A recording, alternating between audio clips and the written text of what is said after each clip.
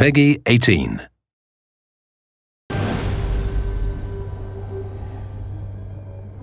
One of the big principles that we have at Arcane is to say yes to the player. At the beginning of the game, you're faced with a choice between Corvo or Emily, and then you're faced with a choice of which pathway to take through this crazy non-linear space. Open the window, front door, back door, you know, like down the street, over the rooftop.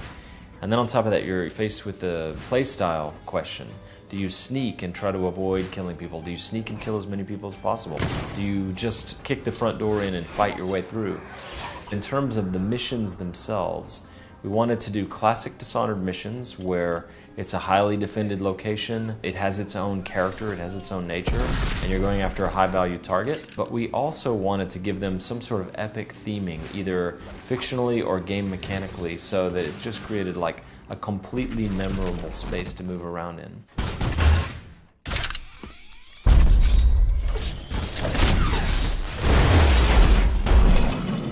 So for example, in Cracking the Slab, which is a level where you have the ability to go back and forth in time. You can literally move back and forth very dynamically between two time periods. The present, when the house is in ruins, or the past, 3 years ago, on the night of a special event when the house is posh, candles are lit, music is playing, guards are walking around.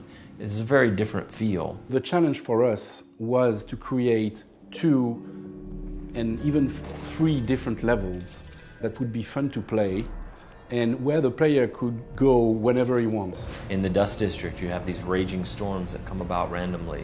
You have 2 targets there, 2 factions with very different ideas about what's better for the future. The other level that is very special in my art is Clockwork Mansion, where the player can change the configuration of each room. Where you could throw levers and move the walls, floor, and ceiling around. You basically reconfigure the house like a Rubik's Cube.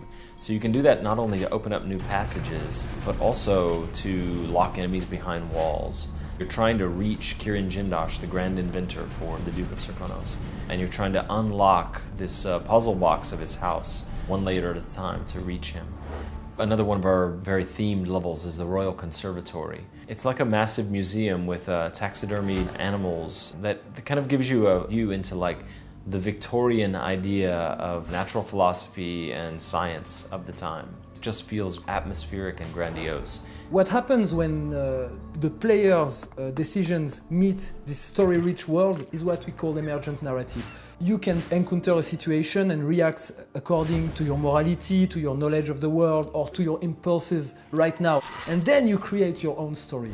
If there's one thing that I want the player to feel about Dishonored 2 is that our missions, our levels, whereas they're not open world, they feel like open world. Given that in one playthrough of Dishonored 2, you probably see 20% of the game, it feels to us like no 2 players will have exactly the same path. We've put so much effort into having so many things to do, so many ways to do things, so many choices. I would like the player to feel like the possibilities are endless.